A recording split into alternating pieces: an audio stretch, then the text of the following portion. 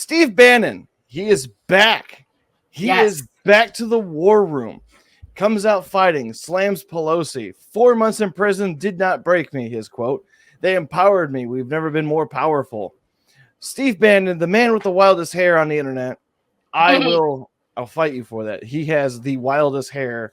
Like this Lex Luthor character here, if Lex Luthor still had hair. Like I mean, come on. Those silver locks right there, pretty shiny. He's a gray fox in disguise. His wife must be very happy with him. But so if you don't know who Steve Bannon is, he runs a show called War Room on Real America's Voice. And it is kind of, how do we put this? It's kind of, in my opinion, it's the right-wing CNN.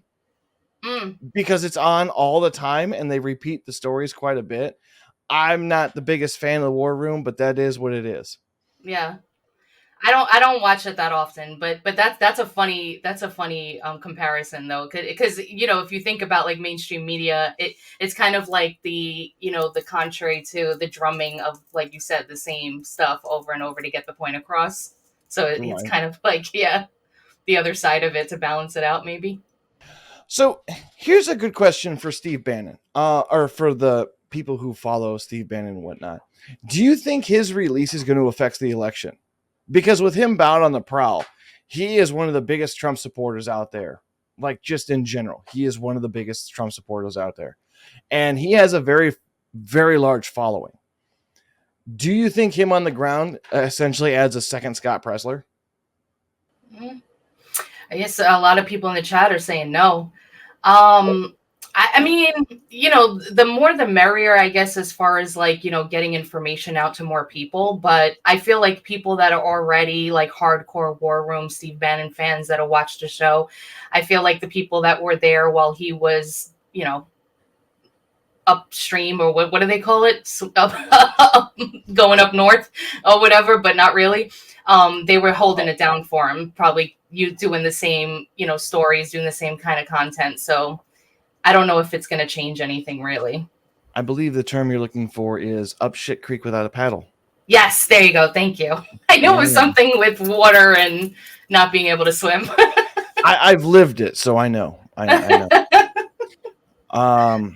Yeah. There's a video he's got posted. We're going to play a little bit of it. Okay. And was convicted on 2 counts for not complying with a House Select Committee subpoena as part of an investigation into January 6th. Live from New York, the world's financial capital. You're in the War Room. It's Tuesday, the 29th of October in the year of our Lord 2024. We're 6 and a wake up away from one of the most important. I would like to point out the fact that there's sirens in the background. I'm in New York City and you got the sirens are going off. It's the constant musical that we go through every day. Yep. I feel sorry for you people. I'm a Midwesterner. If I hear sirens, I'm going outside going, who shot who? Mm-hmm. And we probably hear that a lot too. And we're just saying, what's on top? Yeah, absolutely. Yeah. Let's see what more he says. Local days in the history of this country, but I want to make sure everybody understands something. And you see from our great staff here, and I'll talk a little bit about the production team and our co-host, and of course the War Room Posse, all the great efforts you made so that it was next man up. And it's now my turn, right? It's my turn to be next man up, as you guys have done such a magnificent job over the last 4 months. Understand something, and this has to be very clear. The Democrats and those radicals you just saw on MSNBC and CNN and Joe Scarborough and that entire crowd, right? They had Robert Kagan's wife, who brought this entire debacle on Ukraine on us. They have no intention of giving up power. We have a 3-phase, and this is why it's so important for this audience. You're the backbone of this movement. We have 2 things we're going to talk about today. The get out the vote effort, focused on our first phase, which is November 5th. Then the second is to make sure that they cannot steal the election with Mark Elias and others of these, the nullification project that they're bringing in, which goes from November 5th all the way to Inauguration Day. So Bannon takes a lot of inspiration from, oh man, I'm gonna get berated in the comments for this, but the gentleman who had all of the FM radios or all the AM radio stations. Oh man, what was his name? Rush Limbaugh. Thank you. A lot of his skits take from that old style of how they do things.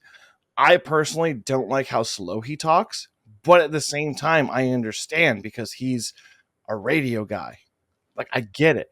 They want longer, drawn out talking phase and whatnot. And I'm like, no, give me all the information. Damn it. I want to play this on 2x speed because you're talking too slow.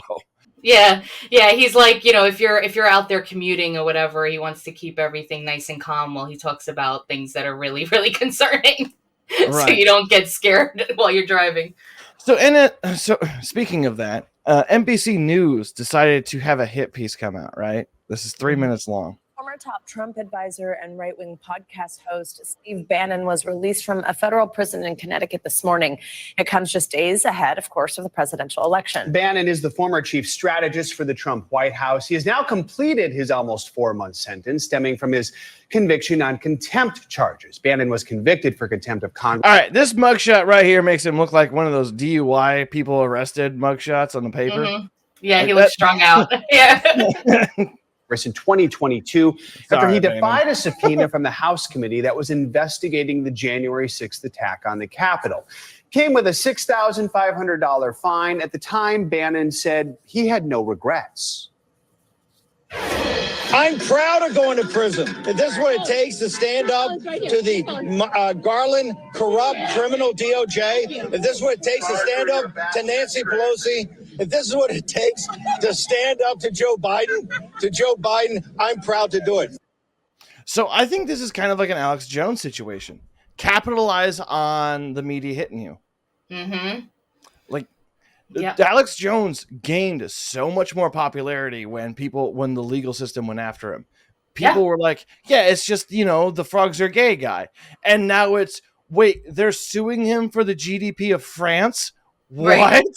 Right. Yeah. I mean, the same thing with Trump, right? As soon as he started getting those indictments coming down, like his popularity went through the roof, because everybody can relate to the idea of like sticking it to the man. And when the man, the man comes down on you, on somebody, you can say, wow, damn, I've seen that before. And they're not in that kind of brainwash mode at that moment. They're kind of like trying to relate and, doing a little bit of research and seeing if it's really legit. And if they do a little research in some of these things, some of these people that we mentioned, they start wondering like, okay, what's really going on here? Not whether or not the person is guilty, but also like how heavy and hard they're going in on it and how unprecedented they're coming down on them. If you are heavy-handed against somebody, you fear not what they do, but what they say. Yes. That is why pirates used to take people's tongues, because they do not fear them. They fear what they say. They're just afraid of they want to make an example of these people. Basically, also they want to tell others, don't even dare to question us or go down your own road because we'll do the same thing to you. Right.